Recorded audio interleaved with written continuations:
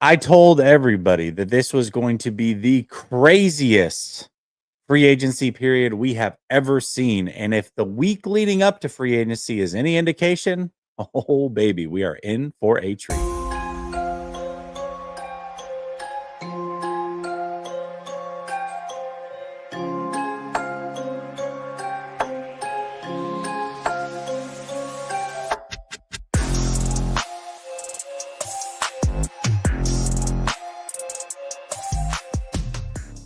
All right. Welcome back to Last Second Sports, where we are giving you our take down to the last second. And it's Sunday, but it's not a post-game show. However, I do have my guy David in the building. David's this way. What's up, David? How you doing?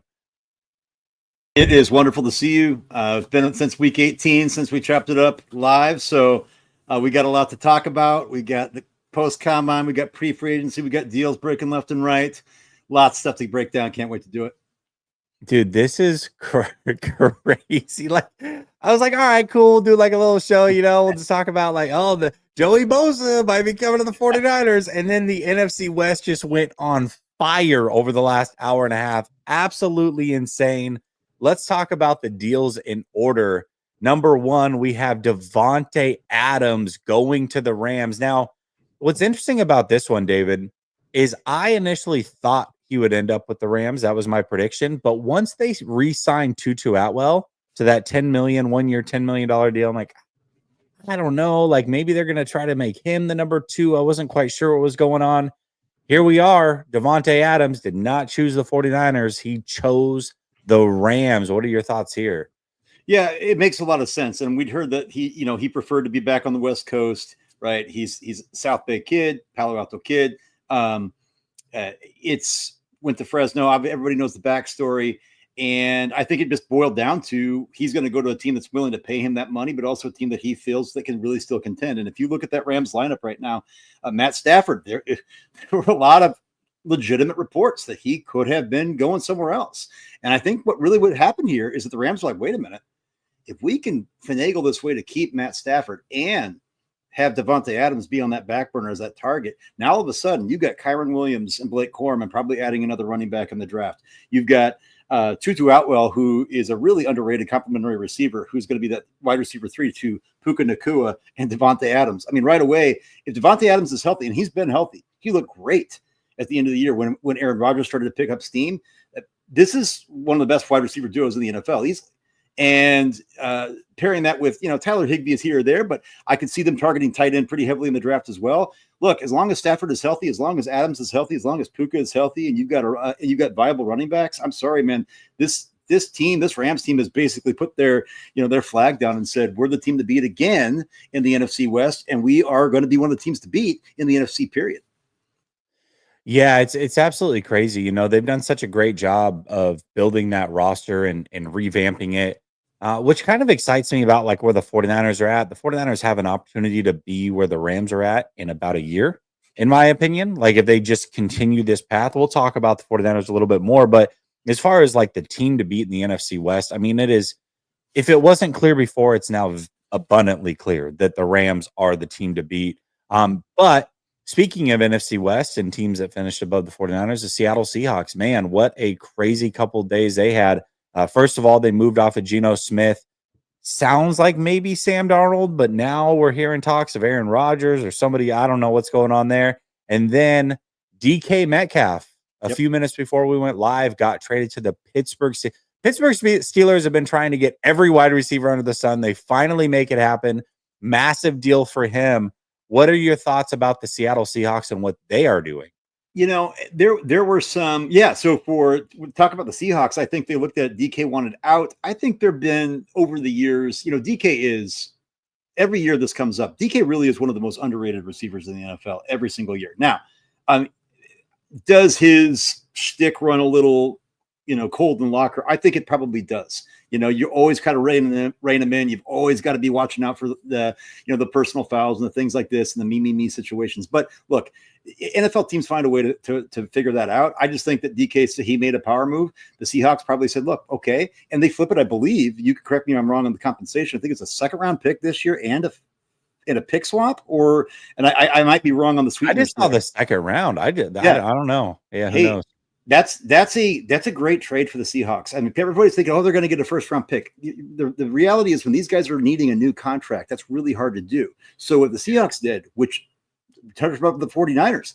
The 49ers, you and I both wanted the 49ers to Sam Brandon Ayuk. Well, they could have had a first round pick from Pittsburgh Steelers last year. We knew that was on the table. So now the Pittsburgh Steelers go back and say, hey, we're going to trade for DK Metcalf, who's healthier than Brandon Ayuk, right? Who is still in his prime, and we're only giving up a second, right? And so it's kind of like, hey, nothing hurt. And I think it's a good move for the Seahawks, who clearly seem to be a team that is going to start building for the future as well. And this it's a smart thing to do. If you are not one of the teams that is absolutely in the hunt for the division, absolutely going to, a lock for the playoffs, you need to start thinking about 2026 and 2027 and beyond. And I think that's what the Seahawks are starting to do.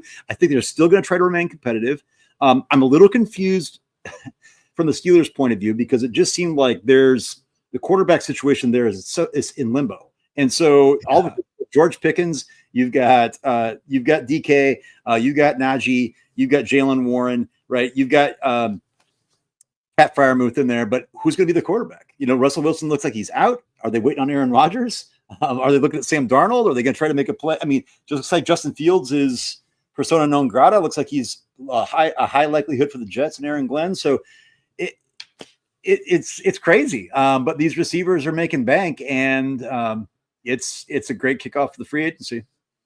Yeah, it's interesting because I look at the Steelers as well, and I say, okay, well, hold on. You have DK and Pickens, who are a cluster F in the locker room. And then if you're going to have Justin Fields throwing them the ball, good luck making those guys happy. They're going to be pissed every game, throwing fits. Aaron Rodgers does start to make more and more sense for them, though, doesn't he? I mean, you put Aaron Rodgers there, at the very least, Aaron Rodgers is a player that can get those guys the ball and keep them happy. Steelers become pretty interesting. But from a Seattle Seahawks standpoint, and then more importantly, how does that impact the 49ers? I don't know. I look at it and say, yeah, it looks like they're completely rebuilding. But to me, it's like they're getting rid of an older quarterback who you weren't building around him anyways. Let's say they end up with a Sam Darnold, who is roughly the same player. He's younger, cheaper. So you get him to replace Geno while you're trying to figure out your future at quarterback. Maybe they sign a Drew Dahlman. I know that they're probably going to be in that conversation, along with the 49ers and along with, a few other teams like the Bears. And then you use those draft picks to kind of insulate the offensive line and maybe get a weapon wide receiver. I don't know that they're just immediately out of the conversation of competition if they do things the right way. And I think a lot of people are looking at it going, oh, they're cooked. But really, none of us really respected Geno Smith anyway. So are they really that cooked? I think DK Metcalf is a great name, but I think he's an overrated player. So I don't know that they're making moves that are ones that I would turn my nose up to as far as competing quickly if they do this right during their offseason. Well, yeah, and it looks like they seem to be the leader in the clubhouse at targeting Sam Darnold. Now, say what you want about Sam. He kind of seemed to taper off there near the end of the year, especially in those big moment games. However, he really showed that he can be a starting quarterback in the NFL. Now, I don't expect the contract that Sam's going to get, and looks like he's been getting interest from the Steelers as well. So, and so this is going to be interesting to see what the Seahawks do, because if they don't go with Sam Darnold, I don't see Aaron Rodgers being a candidate. I don't think Mike McDonald, that's not the direction that they're going. So all of a sudden, you're in a position where you might be at square one. I got to think that they got to try to make this Sam Darnold thing work. I will say this though, Jesse, I'm not a team that wants to sell the farm for Sam Darnold. I think that he had a nice year. We've seen him do well with a coach as good as Kevin O'Connell. The offensive coordinator position was up in the air last year when they changed OCs in Seattle. We'll see what they do, but if they bring Sam Darnold in, I think people are forgetting about, Tyler Lockett's gone. DK Metcalf is gone, but Jackson Smith-Njigba was a really, really, really good receiver. And he kind of had some trouble kind of finding his way into the offense at first. There's so many mouths to feed. At the end of the year, JSN was unstoppable. By far their best, yeah. Oh, and he is going to give people fits. And I think this is their way of saying, hey, you're our guy. That's why we drafted you in the first round. And I think that they're obviously going to add in the draft. Free agency's not over yet. Obviously, just getting started. So, no, I don't think they're tanking. I don't think they're sitting there saying that we're not. But I think they have a realistic vision and a goal that says we're getting younger. We're going to go forward, and we don't think we're probably a Super Bowl contender, obviously. And that's the way you're supposed to do it. And I think the Seattle Seahawks did a good job of, like, I don't know, you say pooping or get off the pot, right? Sometimes the 49ers will struggle with that. And I think and now all of a sudden with all these reports about, are we regretting the Ayuk deal? Are we doing these things? And it seems like maybe they're saying, you know what, we're not going to drag this out. We're not going to bring this all the way up to the draft. And I think it's actually refreshing as a fan of those teams to kind of say, okay, these guys have a vision. They're not going to sit here and try to belabor it. They're not going to try to sit here and hold out for the best possible scenario. Get it while the getting's good. And they did it. Yeah, I think so too. And here's another thing. Hear me out. Especially during the draft, things like this can happen. Maybe not player for player when you're trading within division doesn't happen as often, although it can from time to time. But envision this. Let's say Membu and another tackle is off the board by the time the 49ers go to pick. And maybe those are the guys they want. Now you look at Seattle as a potential trade back prospect where you can look at Seattle if they want, let's say, Jackson Dart or Shador Sanders, and they're available at 11. The 49ers could slide back with Seattle. I think they're in the 16th spot. Maybe you pick up their second round pick that they just got from the Steelers. So this could be a future trade between these two. Like I would keep an eye out on that. I really would, because I could see them needing a quarterback in this draft. And the 49ers, I think, are a team where a lot of players fit. Them going from 11 to 16, if their guy isn't there, wouldn't be the worst thing in the world. If you're picking up another pick, that could be useful. And I think you made a great point, Justin. And I think a lot of fans out there are like, oh, you never trade in division. And it's happened multiple times. In fact, I think even I'm trying to think of not the last time, but a significant time with the Vikings and the Lions. I want to say the Lions traded up with the Vikings to draft Jameson Williams. That's in division. Now you could say, hey, was that good? Or, I think that teams can't be thinking like that. If you're always thinking about saying, hey, how is this going to hurt the opponent? You're thinking like, hey, if I want to trade up, I want to trade up. If I want to trade down, I want to trade down. If I can find that target there in the division, so be it. Right. And I think that's all on the table. And I know we're going to talk about the draft here in a minute, but seeing if that's going to be a scenario that 49ers can find themselves in. Yeah, absolutely. Let me get to a couple of these start. Okay. I started a couple questions here. Well, Joey Bosa just became a lot more expensive. I started this because I don't think he did, but these were like big time defensive ends that are in their prime still, signing big deals. I think Joey Bosa's price is Joey Bosa's price. And quite frankly, if he wants to play for the 49ers, I think he's going to probably have to take a little bit of a discount. Maybe. I would hope so anyways. The 49ers better not be pursuing Joey Bosa at whatever the regular price is.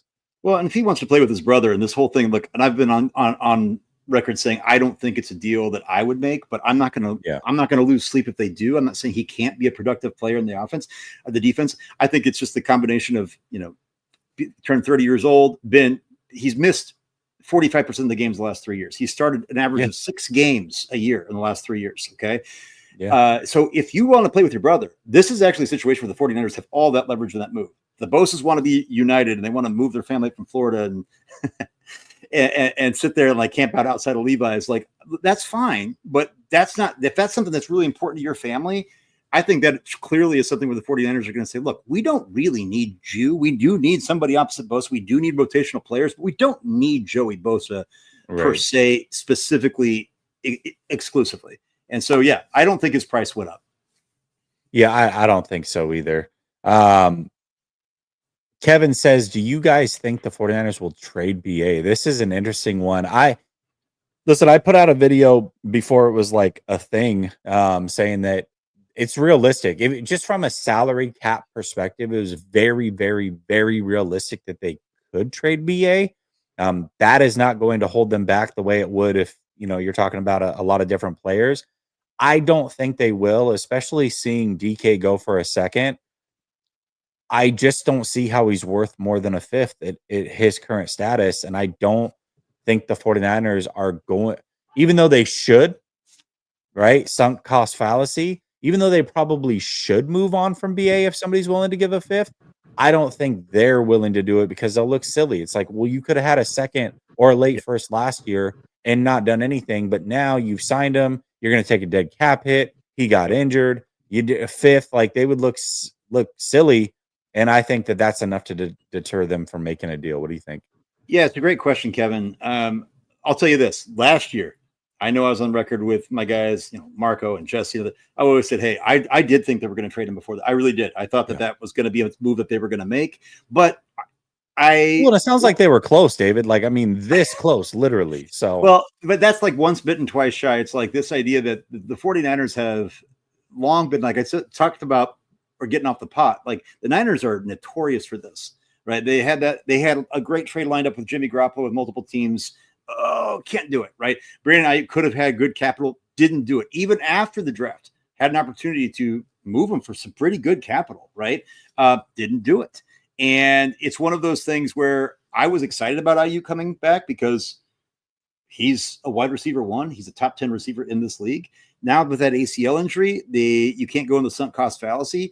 You have to think. You're really thinking about it. When does he come back? How healthy does he come back? But that's also factoring into the calculus of how you're going to trade him. So, Kevin, I don't know, man. Like, I think it's a good question. I think what I do know is, yeah, there's like what's been reported.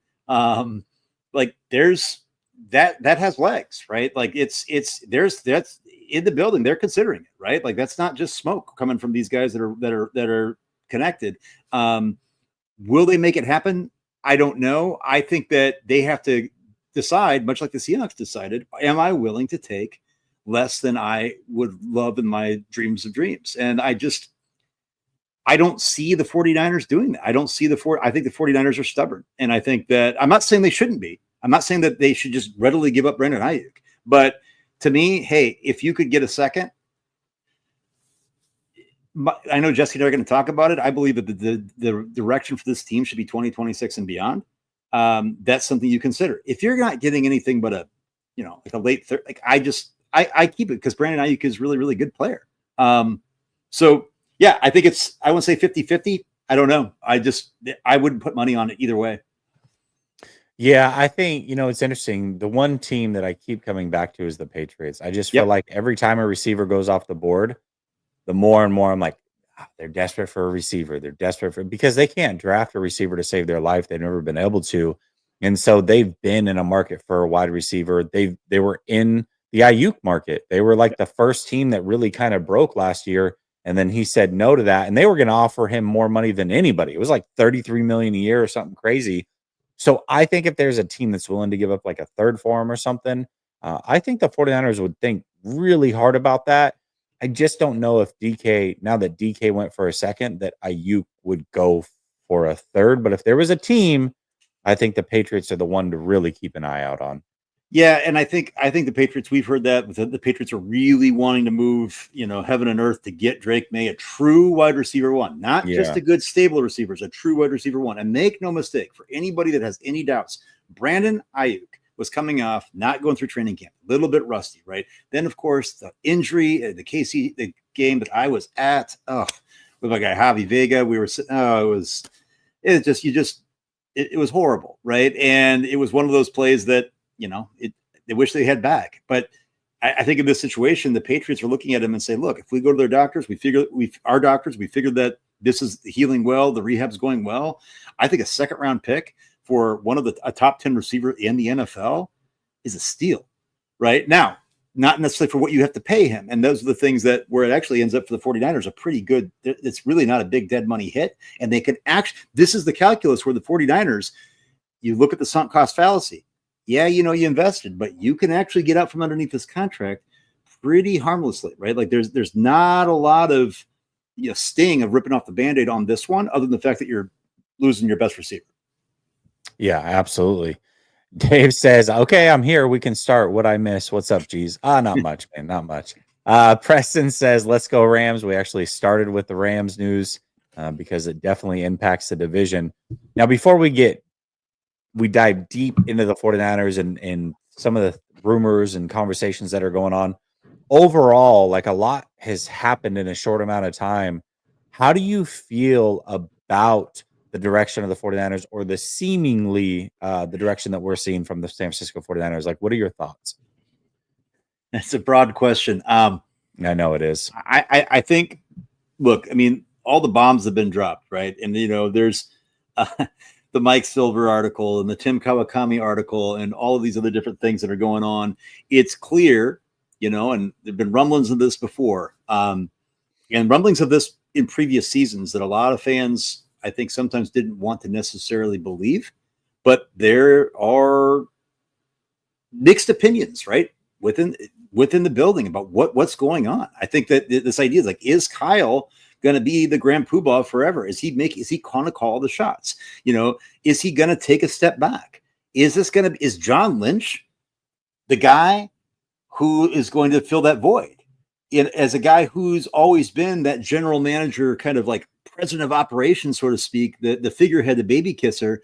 But is he really the guy that's, in the scouting department? Traditionally, really, that's not been the case. So Jed has shown, and he's had those reservations, right? He's coming out in the Silver article about, hey, man, we've ponied up big dollars. And like I said this week, I said it ad nauseum, this is what happens when you lose Super Bowls that you really should have won. And when you don't, with the best roster in football and all of these aging vets and the dead money hits and all these things, this is where it comes back to this crux. They're at the crossroads here, right? Where they're going to say, like, what do we do? I think the 49ers should go in, try to be a competitive team, but really build for 2026 and beyond. Now, Jesse, what does that mean? What positions, what players are expendable? Like, that's where you have to start thinking, like, who's going to be on this roster next year? Like, where are we going with this? And it's my belief that everybody should be on the table. There are a small handful of players that are untouchable. And if you really ask me, I don't think there's a single player on this team that's untouchable. And that goes for everybody. Yeah, that goes for the guy behind center as well. And so, like, for me, I think that they need to stay open to this. And as you're watching these other teams make these power moves, you have to ask yourself, am I really legitimately contending in 2025? Okay. Schedule on paper seems to be the easiest in the NFL. Is that good enough to lure you into this? Does Kyle feel comfortable? Is he safe? Right? Is this something where Jed's going to give him the permission and the patience to have another middling season? I don't know. So that factors into the psychology as well. I just think that this should not be a push all in year. I don't think it's a run it back year. And I think what they're showing right now is it's not going to be. Yeah, I think this is the thing. It's funny because this is exactly what I've been wanting since last offseason. And so we're watching it come to fruition. It's like, finally, this is the route. I am a little bit worried when I hear things like, oh, Joey Bosa and Jonathan Allen. It's like, hold on a second. This is not in line with those things that you've been talking about. Unless, now, if you sign, I have zero issues with any player being signed on essentially a 1-year deal. Like, I don't, because it keeps your flexibility going into next year. And obviously, you have to field the team this year. You're going to do everything you can to be competitive. But the way that I see it is with this schedule, you had teams last year, Buffalo, Denver, the Rams, the Commanders, cut a lot of salary cap and build towards the future. Now, a little bit of a different scenario because most of them were coming in with new regimes. The 49ers are not, although it feels like it because Jed York all of a sudden is taking over a little bit here. Him and Prague are coming in to clean things up. But those teams had new regimes. They were cleaning things up. Buffalo was in a similar scenario to what we're in right now. We're not a new regime, but they needed to get rid of some of these bad contracts. And because they had the right quarterback and the right coach, and they had a good draft, they were able to compete right away. And I think the 49ers with this schedule, if they have a really good draft, yes, they're getting younger, but I think they can surprise people, get into the playoffs. And, I don't know that they'll necessarily win a game, but I'm totally fine with that. Like, if they can keep the future bright, have $100 million going into next offseason, $90 million going into next offseason, dude, that's a win to me, a total win. So I don't want these older players on 2-3 year deals and a bunch of void years to make them cheap for this year. Like, don't do that, please. Just a strict 1-year deal, and then they're off your books. I'm fine with that. Just don't Devondre Campbell last year was a great example of this, David, where they signed him technically to a 2-year deal, but they had void years for 5 years. Yep. They're paying Devondre Campbell like $3 million this year to not be on the team. Stop doing that garbage with guys that aren't going to be here long term, and you know that. Please don't do that with Bosa and Allen. That's all I ask.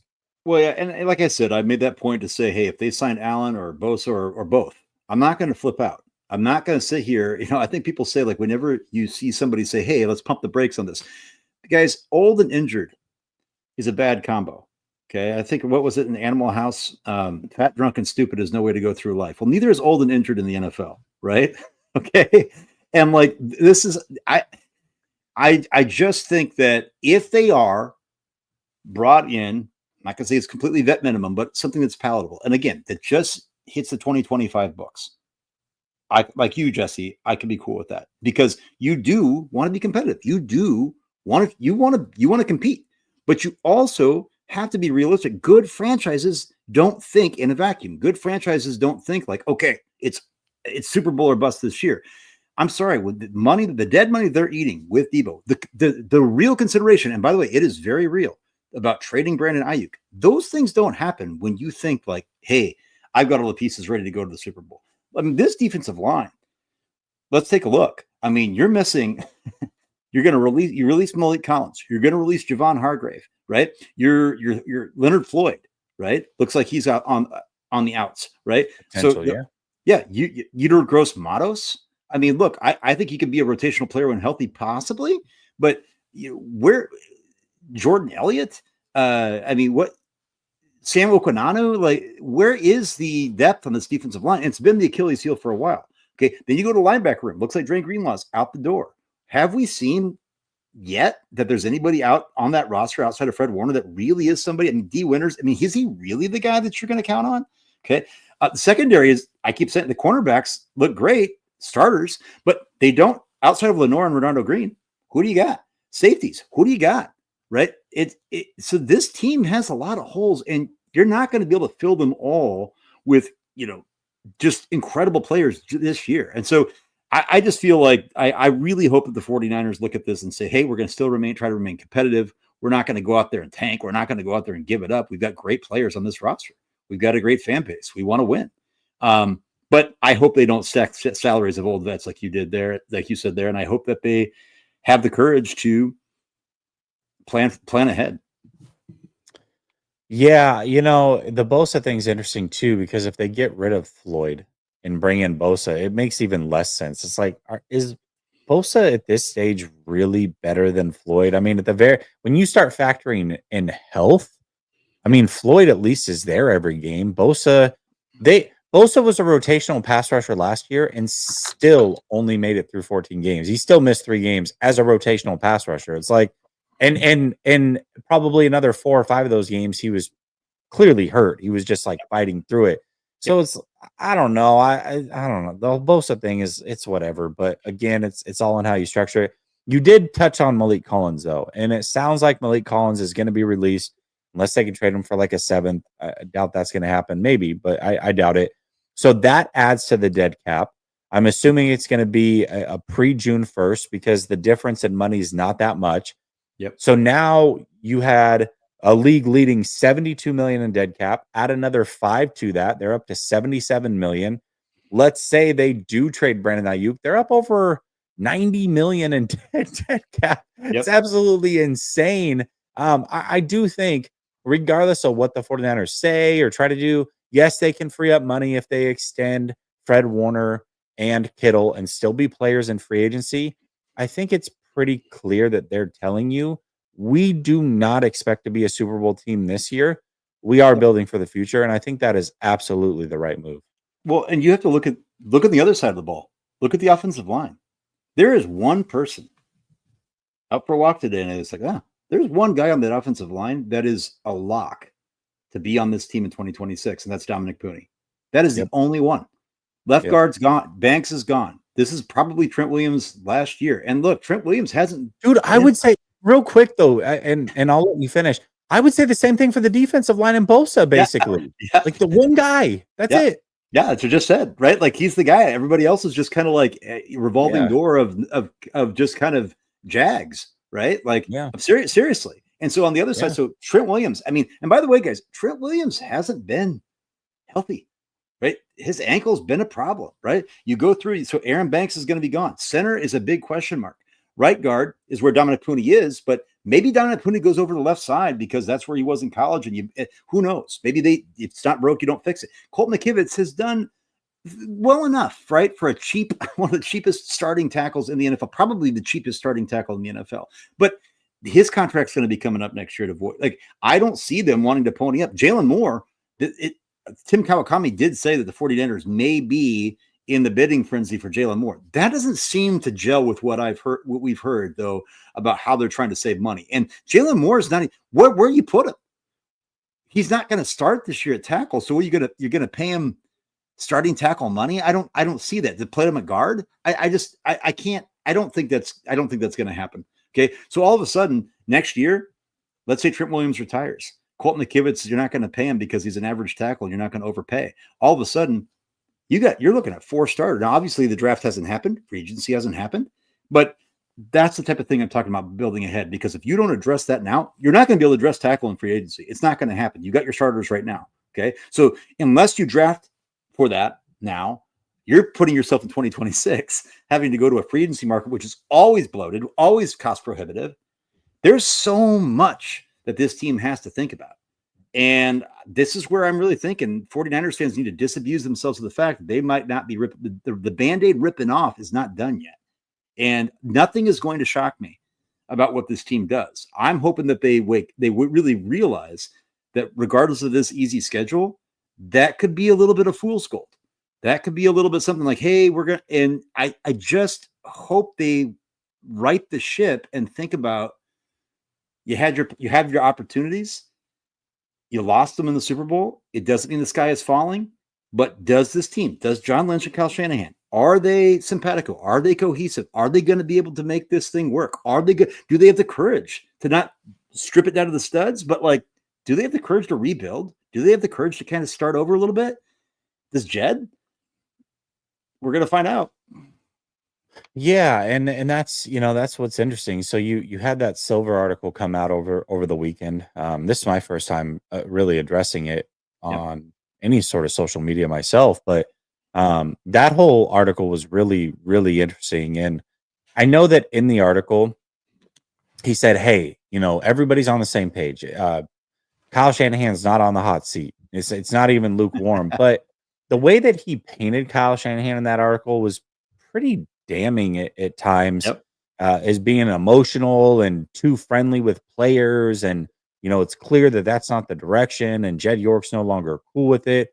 And of course, everybody's in lockstep. When the owner says, this is what we're doing and there's nothing you can do about it, there's no debate. Like of course, John Lynch is going to come up and be like, guys, we spent the 4th amount of money and since we've been here and we got to save. And yeah, that's what the owner wants. Whatever the owner wants, if he puts his foot down, that's it. You're in lockstep. There is no option. So how do you view that article and this offseason as well? And what's clearly been said versus what's been written? Like, how do you view the 49ers going forward? And how do you view Kyle Shanahan this year and what this year means to him and John Lynch?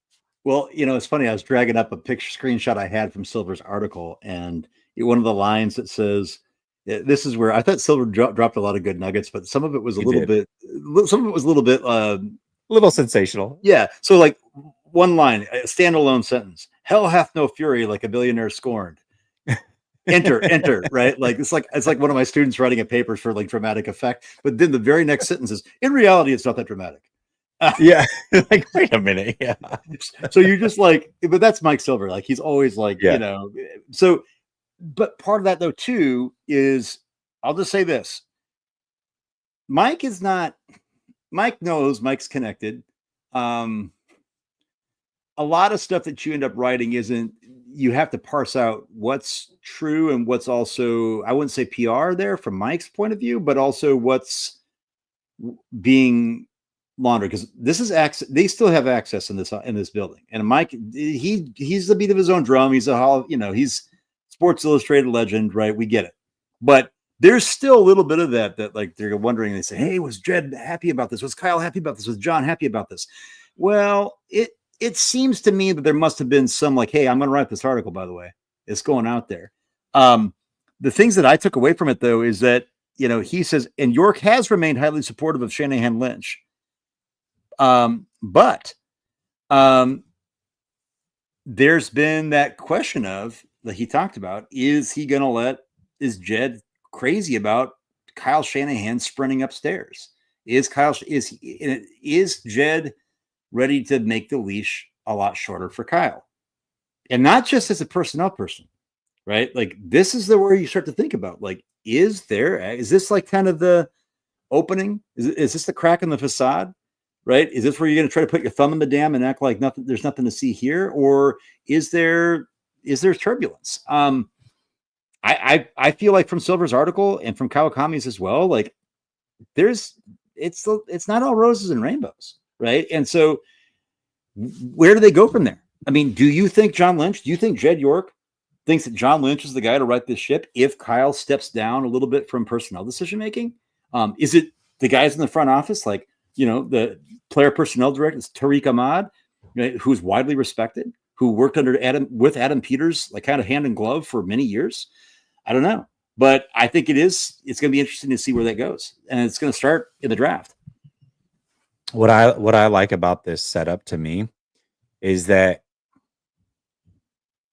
if they continue to kind of keep this train rolling towards building 2026 and beyond, if for some reason things go really south this year and you have to move on from Kyle and or Lynch, you've now built yourself a very attractive landing spot. Because what sucks is if you're an outside perspective, so let's just say they move on from Lynch, like Kyle stays around, but they move on from Lynch, and you bring in a GM. It's like, well, dude, we got almost $100 million over here and no bad contracts. Like, come on over. You know what I mean? So I like that from that standpoint. And then it also does force Kyle to coach really well. Like, hey, we're taking a lot of this off your plate. Now go coach. So let's see if you can win on your merit. Like, if you're that good of a coach, yeah, you're not going to have all the talent around you. But if we draft well for a second year in a row, we should have enough with this schedule to where you can easily get into the playoffs. And we'll see what happens once we get there. If you're that dude, if you are that dude. So, but I also, if that is the case, and it's like, hey, you're not on the hot seat as of now or anything like that. If things go crazy sideways this year, maybe that does make me question the whole Brock Purdy thing as well. It's like, do you want to tie into Brock Purdy long term? Because if you do a regime shift, Brock Purdy may not be attractive to the next regime. They may not want Brock Purdy. So there's a lot of things still this offseason that will happen that are going to answer these questions. If they give Brock Purdy a true 5-year, $50 million a year deal across the board, like a true big time quarterback money play, then that tells me there's nothing going on. They fully believe in Brock. They fully believe in Kyle. Like we're just taking a step back and trying to retool on the fly here. If they give Brock like a 3-year, $150 million, but they have an out after 2 years, I don't know that anybody's that safe. Like his contract's going to tell me a lot. Oh boy. I mean, let's look at the Josh Allen contract extension that he just got. I mean, I'm not saying now, look, we know the APY is not the be all end all. And I'm sure that contract is structured with crazy guarantees because he deserves every cent. But big money deals today, right? This is from, Josh Allen, that's 6 years, $330 million. Let me just say this. If there were no questions about Brock Purdy, this deal would be done. This deal would be done. And people could say, well, that's not how the 49ers do business. Now, they told us they weren't going to do it this way, though. All the promises were this was going to be a walk in the park. They did business with Jimmy Garoppolo. Yep. Really quick. Really quick. Didn't drag it out, right? Off a 5-game sample size. Crazy. Which was insane, right? Bad process, right? But let's be real. at the time, I was excited, became a season ticket member, right? And I just feel like that alone, people could say, oh, you're going negative again, Dave. Oh, we're talking about guys. I'm telling you, if this were absolutely no questions asked, a slam dunk, Brock Purdy is a top, he's an elite quarterback. He's a franchise quarterback. He's the guy that they absolutely 100% want. I'm not even talking about future coaching regimes, Jesse. I'm talking about this front office. If that were the case, there wouldn't be any of this going back and forth. Now Kawakami is saying his prediction is he thinks it's going to be done late May, right? Guess what late May is? You're getting up into OTAs, right? You're getting up into mandatory mini camps, right? This is something to keep an eye on, folks. And I think that if a deal does get done, or when it does, it's going to be a deal that's going to have outs for the 49ers. Now, that's the thing that I have to ask myself, though, Jesse. If these reservations do exist, which it seems like they do, right? And I get it. The injury, people could talk about the elbow. People could talk about whatever they want. If this was the no-brainer elite quarterback, this is my guy, there would be no negotiation issues. The market's there. There are quarterbacks that are at his level or below or a little bit above, whatever it is, that have made money in this league, that have big-time contracts. And so if somebody asked me, would they trade Brandon Ayuk? And I said, I don't know. If somebody asked me, do you think this contract gets done soon? I don't think so. I just don't. And I think that's the $1 million question. That's the elephant in the room. Do the 49ers have the courage to really make everybody on this team untouchable? Is Brock Purdy untouchable? I don't know. I don't know, man. I mean, to me, I still truly think that a deal gets done, but oh yeah, I do like too. every day that passes, it does. It's like, is it for sure? Like, you don't just hear from Adam Schefter and Ian Rappaport and local beat guys saying, there is a thing called the franchise tag, and you don't hear from John Lynch himself. By the way, the CBA does mean he's going to be on our team at least for the next couple of years. If that's the way that it has to go, we would prefer that's not the case. But it's like, hold on a second. This is not last offseason. If Brock Purdy was eligible for a contract, this thing would have been signed, sealed, and delivered, done already. The way that Jed was talking, the way that Kyle and John Lynch were talking. Like, this thing would have been done in the way that he had played the year prior. But coming off of another injury to his arm and a down season, all of a sudden things are a little bit gray area here, right? And I do think that a deal gets done, but man, this doesn't seem, even if a deal gets done, that it's going to be your typical 4-year, 5-year deal, $55-60 million a year, like some of these other guys are getting 53 even. It doesn't seem like that's the structure that they're looking to go for. And I don't even think it comes down to AAV, but I do think that there's a scenario here where the 49ers are looking at it saying, hey, we'll give you the money that you want. We'll give you the AAV you want. We'll give you the guarantees you want, but on a 3-year deal, not a 5-year deal. And Brock and his team are going, we want a 5-year deal. And these guys got 5 years, and he's going, the 49ers are going, no, we want 3 years because we don't know how healthy that arm really is. I don't know. And that's what I was just looking up. My head was down because looking up this contract while you were going through that. Like, you hit the nail on the head. Adam Schefter has gone out of his way multiple times in multiple interviews in the last week, 10 days, to talk about explicitly, hey, they franchise him this year, or they can't franchise him this year. The idea that he'll be, you make $5.36 million this year. And then the projected franchise tag for 2026 is roughly $50 million. Okay. Then 2027, probably more than that, right? Let's call it 55. Okay. So now all of a sudden you've got 105, you got 115 million. Okay. Now, why not take the 45? Let's say he said, like, oh, we go 3 times 45 or 3 times 50 or whatever it is, right? And maybe they're not fully guaranteed. But this idea that is what do you take? Do you take the 3 years guaranteed 45, or do you wait? And the fact that they're parroting that out there, the fact that they're putting that out there last year, I mean, I tweeted, I never thought this could happen. I never thought that the 49ers would have the audacity to say, hey, you might play on that, not the 5th year option, but on this 4th year, right? For $5 million. Now, I'm a person that doesn't think that they should be paying him $60 million a year or anywhere. And I know it's not just APY, but any money that approximates what's going to be a top 7 quarterback in this league. I don't think that's what they should do.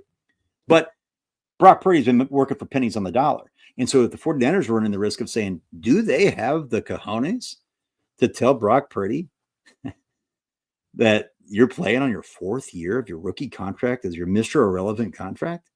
Do they really have the ability? I mean, how's that going to affect the locker room? People have asked that. And I've always said, yeah, who cares? But there's an element of it, the human factor, right? I mean, I got to think that if it went that far, that Purdy camp is like, I'm out. And that's where I'm at. I'm wondering, Jesse, do you really think there's a chance? Like, what percentage of a chance do you think it is that the 49ers would actually say, hey, Brock, we're going to try to work this out, brother, but we'll be ready to franchise you, man, but we're going to make you play on the 4th. What percent chance do you think that is? Well, I think it's hold on, 2 different things. I think it's a 100% chance that they are willing to do that if they have to. I think it's probably a 5% chance or less that they want to do that, right? Like, I don't think that's the route they want to go, but I think they're 100% willing to go that route. Like, they're not afraid. And this is the thing. It's like, everybody's like, oh, Brock Purdy's in a holdout. The F he is. No, he's not. No, he's not. No, he's not. He has to accrue a year to be eligible franchise to get anything next year. He's not holding out. He may sit a little bit during some of these ancillary practices, but quarterbacks don't traditionally miss big things because as a quarterback in the face of a franchise, that's a whole different ball game than a wide receiver missing time or a defensive end missing time. Quarterbacks don't miss time like that. So if that's the route that he takes, like there's zero worry that would happen. So to me, I just look at it and be like, yeah, if that's the route that it has to go, the 49ers are 100% comfortable going that route. They wouldn't prefer to, though. There's no way they would prefer that route. Well, and like I said, I would prefer a cheaper contract that has outs for the 49ers. But I also, from Brock Purdy's point of view, I'll be honest, I think I would look at that as a slap in the face. And I honestly think he probably should, right? And if that were the case, you've seen, I'm not trying to stir up too much drama or anything like that, but I'm just saying, like, this is the real nuts and bolts finances. And these are things that are legitimately like on the table. Like, it's not elite. Like, the 49ers could do that, right? And I think if they did that, I think Brock Purdy would say, trade me. I'm not doing this. I'm not going to be insulted like this. And to people say there would be a market there. I don't know what it would be, but those are things that 49ers are thinking about. Like, there's very few times in a team's in a franchise's history that you're really at that point where you're saying, hey, do or die. Do I actually pony up monster money for a quarterback or do I not? And I think there's been this idea that you absolutely have to. The 49ers absolutely do not have to do this. They do not have to do it just because that's the norm. And I'm just really hoping that regardless of what they do, whether it's a palatable contract or a complete sea change, that the 49ers have the courage and that Jed has the courage, if they in this organization, to say, look, this is the San Francisco 49ers. It's not the San Francisco Brock Purdy's. And we've all been there, Jesse. We've been a fan for a long time. We're both north of 40. Okay. We've seen players become the belle of the ball for the 49ers over the years. We've seen people like, oh, this is never going to be touchable. And then we've seen those guys get thrown to the dogs. Right? We've seen it at quarterback. And I think this idea that, of all people, again, I always say I got the Brock Purdy jersey, the only jersey I own. Iowa State fan. I love Brock.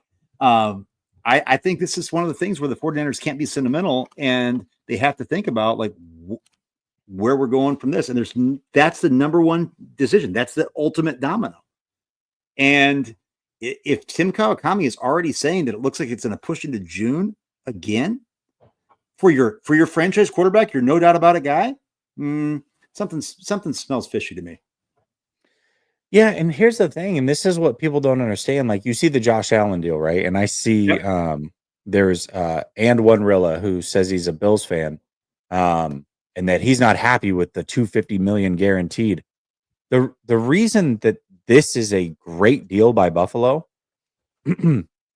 is exactly what Cleveland's doing. Now, Cleveland's stupid because Deshaun Watson, that was just a horrible contract. But when you have most of that money fully guaranteed, what that allows you to do is kick the can down the road every year. Every year, Yep. what's going to happen in the offseason? Josh Allen restructures deal, saves $36 million to the Buffalo Bills. Yep. Josh Allen restructures deal, $39 million saved by the Buffalo. You're going to see it every offseason until he retires. Then they'll take it on the chin with one lump sum towards the salary cap because they kept kicking the can down the road. But that's what you're going to see every offseason if they need it, because Josh Allen does have a ton of guaranteed money. And when you have a ton of guaranteed money, that's what you're able to do. So if the 49ers are not willing, and let's be very clear about this, Brock Purdy and his agent want more guaranteed money, and they want more years. All players want the security. So if the 49ers were truly sold on Brock Purdy, this deal would have been easy and it would have been done, because they too would have said, oh, just like the Buffalo Bills, we know for a fact you are the guy. Zero reservations. We're going to give you a ton of guaranteed. We're going to give you a lot of years, because every offseason we want the ability to kick the can down the road, restructure your deal, give you more money up front, and save money against the salary cap so we can continue to build this roster. So if the 49ers are not willing to do that, and that's what I think is the holdup, it's less how much is it AAV and more so how many years and how much fully guaranteed that's holding things up. If that is the case, that's worrisome. Like it's clear that they have, believe it or not, 49er fans, all the things I've been saying and you've been hating me for, the 49ers clearly have those same reservations if they are not willing to just acquiesce and go all in. I think it's clear. It is clear. That's what, and this is exactly what I was just talking about. I mean, and I think that alone should give you pause as a 49er fan. That alone should ask yourself to say, well, we don't want to be in quarterback purgatory. We don't, guys, again, when you don't win Super Bowls, multiple, that you really, now look, they're playing the Kansas City Chiefs, all world team, right? Nobody's saying that the 49ers going into that game were like absolutely the favorites, no doubt about it, right? But in the course of that game, legitimate opportunities and really in a position where at least one of those 100% should have won one of those games. Okay. When you don't do that, you are put in a position to sit in this discomfort, right? If they win in 2019, Jimmy's still here, right? If they win, and that's not necessarily great, they probably not still here, but would have remained, right? Maybe, yeah. Maybe not, right? If Brock Purdy, if they win last year, we're still sitting here just like yucking it up. We're happy. We're 49ers. We won the big cloud one, nine, right? yeah. Right. It's still on cloud nine. It doesn't mean that you're going to sit there and rest on the laurels, but then it becomes a lot easier. It becomes to make some of these decisions. Now it's that uncomfortable feeling of like, well, we don't really have anything to show for it except for runner-up banners. And I'm telling you right now, the conversation in that building, like Mike Silver talked about, in that building, the teams are saying like, hey, are we an iconic franchise still? Like, it's going to be now 31 years, folks. We're past 3 decades. Like, are we that? And if we make this decision, if we go whole hog into Brock Purdy, is that going to help? Is that going to make this team better in the future? That is the question. And I think there's been this, there's a lot of people that you and I trust or you and I respect that have different opinions on this. But I think there's this question, that the idea that no other quarterback can come in and do what Brock does. We've seen quarterbacks under Kyle. And I love Brock, but I'm not ready to break the bank for him. And by the way, again, the injury stuff matters. Yeah, of course it does. The elbow matters, right? The shoulder matters. And these are things that are going to be an issue. So it's going to be very interesting to see what they do. But the fact that Tim is saying that this could go into June, that doesn't bode well to me. Again, listen, if Brock gets 4 or 5 year deal, 55 plus AAV, then none of it mattered. But if we see a 3-year deal, Yep. or we see 50 million AAV ish or less, then it's clear that they had major reservations. Yep. And if we don't see a deal, then we really know, right? But neither of us are saying that a deal is not going to get done. It's just, No. what does that deal look like? How many years? How much fully guaranteed? I'm very, very curious. And if it's not, if he doesn't at least get the Tua deal, which was 4 years, 53 million AAV, and a crap ton of money fully guaranteed, then something very, very fishy is going on as far as their belief in Brock Purdy. So it'll become clear through this contract. We will know a lot about how the 49ers truly feel about Brock Purdy. And I've been saying it since last offseason. The fact that it's not done right now, the fact that this was supposed to be the easy deal, Diana Rossini and everybody came out before the season's, the offseason. Oh, this is an easy one. We've got all the framework from last year's quarterbacks and, Brock Purdy, and they've been to an NFC championship. And then all of a sudden, skirt. Oh, well, we're cutting costs and the money and the things and sorry, dude, we just can't afford it. Like, all these things are happening, and it's a little bit weird to me because this deal truly could have been done as soon as the regular season ended. Right now, we are, 2 months since that point? They've already had 2 months to get this easy deal done. Yep. taking? So what is the holdup? There's clearly something. What is the holdup? I agree. I agree. And I think that, again, Jesse and I, neither of us are saying that the deal will not get done, or it most likely, I think we both think that most likely will. And I think that the idea that it's not done yet, it does show the reservations. And I think that's one of the things that you need to think about. So when this deal is structured, when this deal does happen, or if it does happen, this is going to be the structure of it's going to show you that the 49ers are going to have some outs. And that's going to be what's going to be the biggest. The APY is not going to be the issue, right? It's going to be about the guaranteed money and the security for Brock Purdy, especially after working for nothing, right? For 3 years, for 2.5 seasons for this team. And yeah, that the question is though, like that it's that thing that comes back to me. It's like, why they're being so frugal now, like acquiescing to Debo's trade requests so that they could get all that money and just to get a fifth. Right. You already have 10 draft picks. Right. So they really wanted to make sure they ate that dead money this year and did not divvy it up on a post June 1 cut. Right. And so that tells me that this team is absolutely looking to be at its best after this year. But yet there are still so many holes in this team. And look, when did Kyle get here? 2017. Okay. Yeah. 28 years ago. Okay. Well, you're entering the 9th year of your tenure. You went to the Super Bowl twice. Awesome. Went to the NFC Championship game several times and felt awesome. That's great. Wonderful. Okay. But you didn't punch it in. And now you're at that position where most teams don't sustain that kind of success for 10 years straight. Right. And there's been some peaks and valleys in between. Right. The question is that a lot of times teams do this where they're like, hey, we might have to start over. Now look what the Rams did. You alluded to this before, Jess. Do the 49ers have the courage to do what the Rams did? Stick with their guy who is Matt Stafford was like your Hall of Fame caliber quarterback, but say, hey, I'm going to strip all this other stuff down. I'll let Aaron Donald retire. I'll go all this, and they still remain competitive last year. And now what we started off with the show with, that plan where they used to say F them picks. Well, now they've got those picks back. And they've got roster back, and they've got 7 picks in this draft, guys. Like they're back to a full draft, and they've got again Kyron Williams, Matt Stafford, Puka Nacua, Devontae Adams, Tutu Atwell, right? And a young, improving, cheap defense that's going to get better. Do the 49ers have the courage to do that? The model is there. So if you trust Kyle,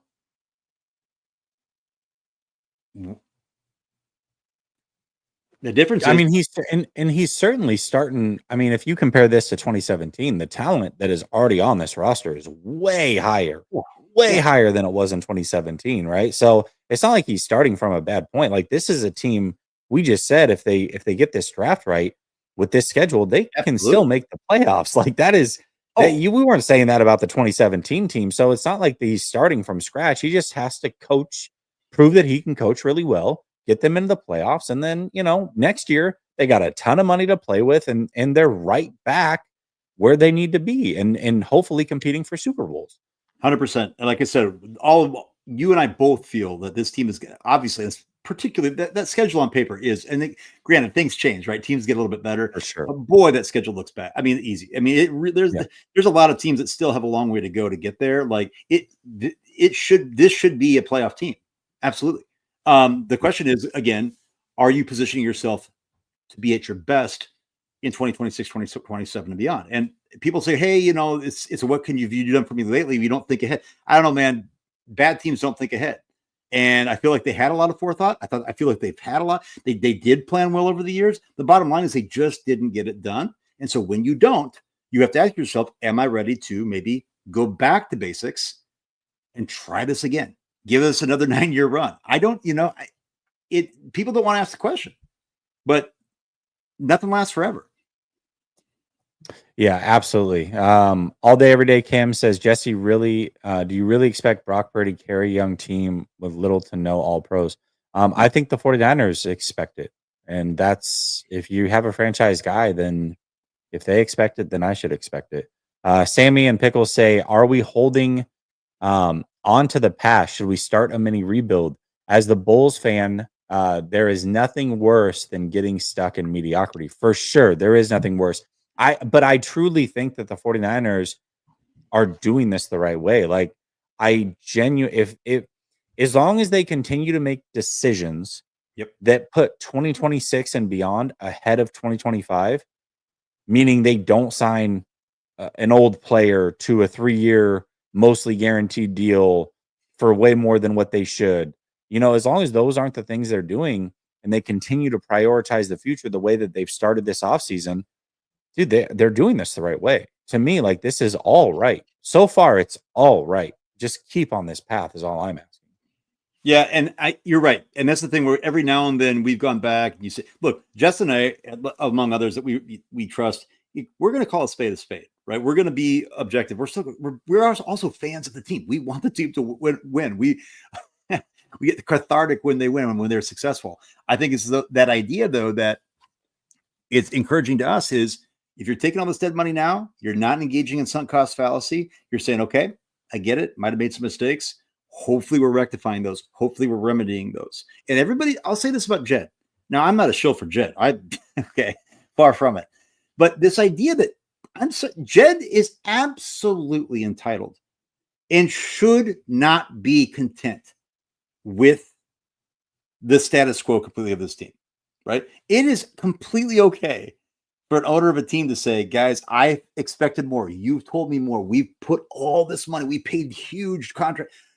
They should expect more with the best roster in football. And so I don't think people are saying, oh, hey, when Jed gets too involved, look, I know we have PTSD from the Tom Sula days and firing Jim Harbaugh and all that stuff, right? But there's a point where it's like, guys, like, we do want to make money on our dividend. We want to make money on this investment. And somebody made the point that Jimmy Haslam, he made his wealth outside of football, right?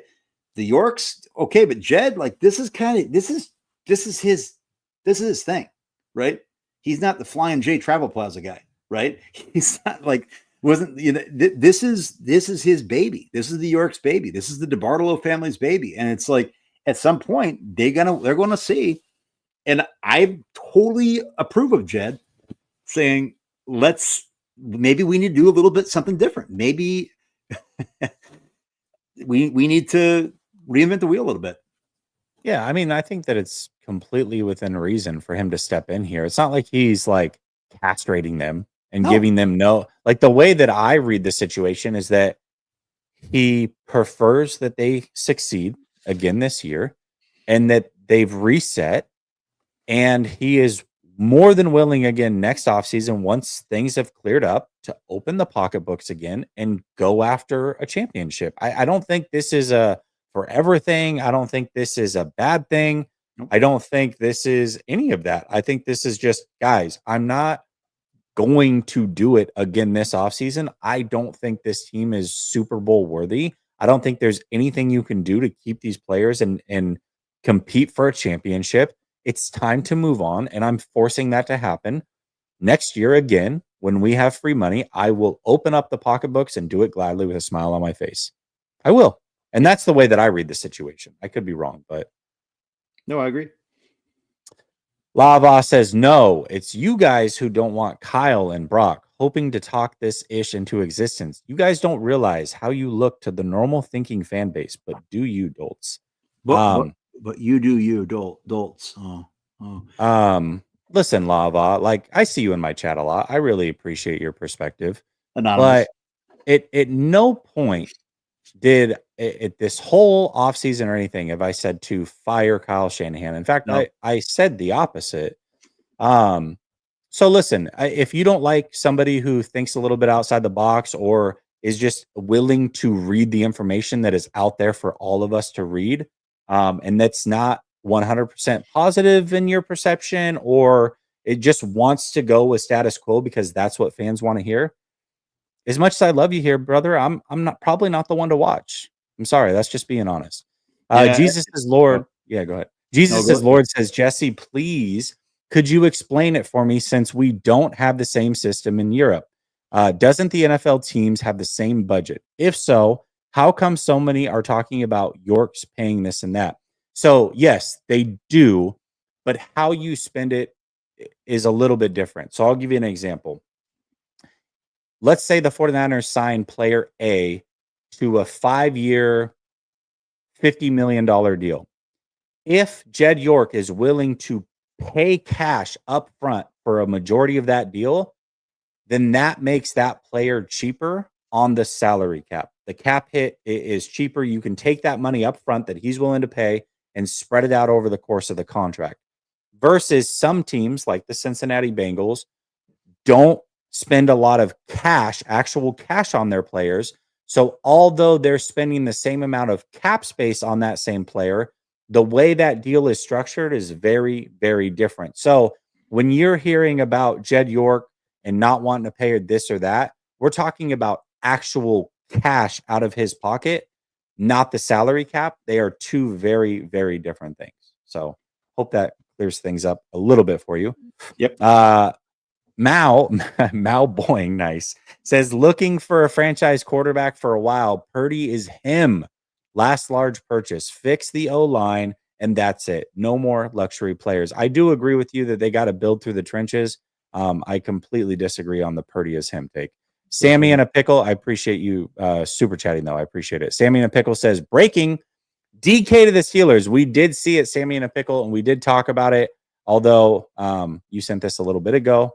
Appreciate you. Anoop says, there is harsh reality. The 49ers can get a more talented quarterback than Brock in the draft, and I think they want to explore their options. Ooh, that's a completely different, interesting take.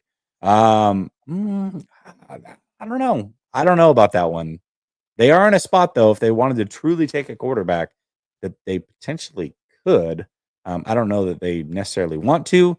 But I would say that this draft is the most intriguing draft to me, David, for that next tier of guys. Yep. Like once you get past Jackson Dart and you get into that next group of like 7 quarterbacks, you could give me a bunch of different names. I'd be like, yeah, I could understand why a team would choose them over the other quarterbacks. I truly think that there's some decent talent in the mid rounds from these quarterbacks, and the 49ers absolutely should get one of them. I believe so. Not necessarily even to replace Brock, but as somebody to build and see what they can turn into. By the way, I got some breaking news. The Patriots are signing Harold Landry to a 3-year, $43 million deal with 26 fully guaranteed. So there's a defensive end who's got obviously expensive, more expensive, but 26 guaranteed over a 3-year deal actually isn't that much. And so I know we already got Sterling Bennett saying holy overpay, which again, it's not surprising. This is a guy that averages over 10 sacks a year and is under 30 years old. Like this is. Yep. And he's healthy. Wait, doesn't Sterling want Bosa here? Like, what is he? What? Yeah. How is that an overpay? Sterling, okay. Yeah, that doesn't matter. He doesn't know what he's talking anyways, about. Now that's a type of contract that could, and by the way, I'm looking at the timing of this. That actually was either early in the stream or before. So the gentleman that said earlier, like, hey, there goes Bosa's price. We said not so much because of players like Myles Garrett and Max Crosby that aren't in the same realm. But this is a player that is ish in the same realm. I mean, I would rather have I would rather have him over Bosa, but they're closer. So his money and what he got paid could drive up the price of Bosa a little bit potentially if he were to hit the open market. So we'll see. Yeah, I'm looking at Harold Landry on his snap counts over the last several years. I mean, he played 17 games. He started all 17 this year. He played in all 17 games in 2023, coming off the torn ACL year in 2022. So he really has done well. I was looking in at the year before that, I think he played 16 of 16. So he plays like he's yep. And he's not healthy. he's not situational. I mean, you look at that year in 2024, he started all 17 games. He played 83% of his defensive snaps. So he's on the field a lot, right? And so he's back, he's healthy, he's productive. I think it's actually a pretty affordable deal for the Patriots, who had all that cap space anyway. And he's a little bit, like you said, he's 29 years old. He's getting there, but you see what he's got, right? I think that fits right with what they want to do. But yeah, as you're talking about Bosa, I just don't think, again, Bosa's not on that tier. Bosa is not going to be somebody he's played no more than he's played basically 50% of the snaps the last 3 years, right? Largely due because of injury. But when he's in there, he's usually trying to stay on the field. But he's not quite the player also that I think people think he is. I think we're looking at the name, looking at the pedigree, looking at when he was drafted and the success he's had over his career. But again, we're not getting 9 years. We're getting what he is now. Completely agree. Jacob says, Jesse, who do you want to replace Brock? I don't think I said to replace Brock one time. No. I've always been a proponent of make him play out his deal. I mean, that's really all I want to see. And if he's good enough, then you can sign him long-term next offseason or play the franchise tag game or whatever. I just think that when 60 or 55% of your career you've been good and 45% you've been very mediocre, yep. I don't know who you are and I want to see more. And so that's kind of where I'm at. As far as replacing, if I were to replace Brock, to me, it's not. If the option is give Brock a long-term 5-year bunch of guaranteed money, he's your franchise quarterback versus, I don't know, find 3 guys for a fraction of the cost and see if one of them can be 80% of Brock. Like, I think that's probably the route to go. But that's just me. Yeah, all day, every day. Kim says, if the 49ers don't think Brock's the future, why pay him anything? Doesn't matter what the market says. You don't have to buy. Stop wasting time and money. I think that they see it pretty similar to me, honestly, which is like, hey, we saw some really good things and we've seen some not so good things. So if you truly want to deal this offseason, then it's going to be one that we're comfortable with. We're not going to give you the traditional 5-year buku dollars deal because we're not comfortable with that. There's too many little things that have popped up. Your late game interceptions, to your injuries, to your when certain players are out or wet weather. Like, there's enough there to have a little bit of pause. And that doesn't mean that you have to be out on Brock completely. It just means you have questions. And if you have questions, you can't then commit long-term and big-time money to a player that you have any questions about. You've got to be 100% all in on that player if you're making that deal. And I think the 49ers weren't necessarily that with Brandon Ayuk and Debo and maybe even Bosa, and they've said it as much. They regret those deals now. And so when it comes to Brock, this cannot be a deal that one single person who's a decision maker has any hesitation on. They have to all fully believe he is 100% the guy. They're all confident in that. And if there's any hesitation, you can't make that deal. And that's all we're saying. The guy who said that we don't want Brock, who are we going to replace him with? Look, again, I have to keep saying it. The only jersey I own is a Brock Purdy jersey. Okay, folks. And I actually paid more than it was worth because they had sold out and I bought it on eBay. So I could go to the NFC Championship game with my good buddy Jesse 4 hours before kickoff so we could hold the flag for the national anthem. Okay. I flying from across the country. We're pretty big Niners, so we support Brock Purdy. The bottom line is that I'm a fan of this team. I am childlike faith, I guess, right? Of this team. I think that the injuries are a concern. And when you're out there playing with the Avengers, you see what you're not when you're not. again, I go back to the idea, guys, like ranking 151st out of 160 eligible quarterbacks with, I can't even remember exactly how many attempts. It was a significant amount of attempts that would qualify in games that you're trailing by one possession game or tied in the fourth quarter. Okay, we talk about David Lombardi always talks about efficiency. He ranks 151st out of 160 in EPA in that regard. You can't tell me that that's not something that is concerning to the 49ers. It has become a pattern. It reared its head again this year, game after game after game. And when you are in the situation where you're worried about those injuries, you're worried about whatever it is, I'm sorry, guys, this isn't about like, hey, are we going to pay Brock $15 million? Are we going to pay Brock? Like, are we? No, it's a whole new contract. And it has ramifications to the way that you construct your roster going forward. And if there's any reservation, which there clearly is, you have to show discretion. That's it. Yep. DK traded the Steelers. We did see that. Thank you. I appreciate it. Dave says Steelers expected to sign Darnold. Oh, I haven't seen that one. But that does make it. That. Yeah. I know that they're interested in him, but that if they are expected to sign him now, that makes it very interesting. Tommy says Jesse misses sketchy hairline Trey. No, I could care less. I do want to win though. And I want a quarterback that I feel like can get us over the hump. And I think Brock Purdy can be that guy as long as he's relatively inexpensive. And the moment you pay him, I think that's a major mistake. But we will see how it plays out. David, thank you so much for making this primer happen. I know we didn't get into the draft, but that's fine because we'll have another show leading up to the draft. I think probably the week before the draft, we'll do a primer, and then you'll be with me on draft night for sure. We do it every year. So I'm looking forward to that, man. You're my draft guy. 100%. You know these prospects inside and out. It's absolutely crazy how much work you do on it. So I appreciate you for joining me. For myself, I will be back actually tomorrow at noon Eastern, which is when the legal tampering period starts. So a lot of these deals we're going to know well before Wednesday. So I'll be on for about 2 hours for that first 2-hour window. And let's hope that we can get some fireworks. We'll be talking about all the deals, not just the 49ers. And hopefully the 49ers make something happen. That being said, David, thank you for joining me. Chat, thank you so much for participating. I'll be back tomorrow. Peace.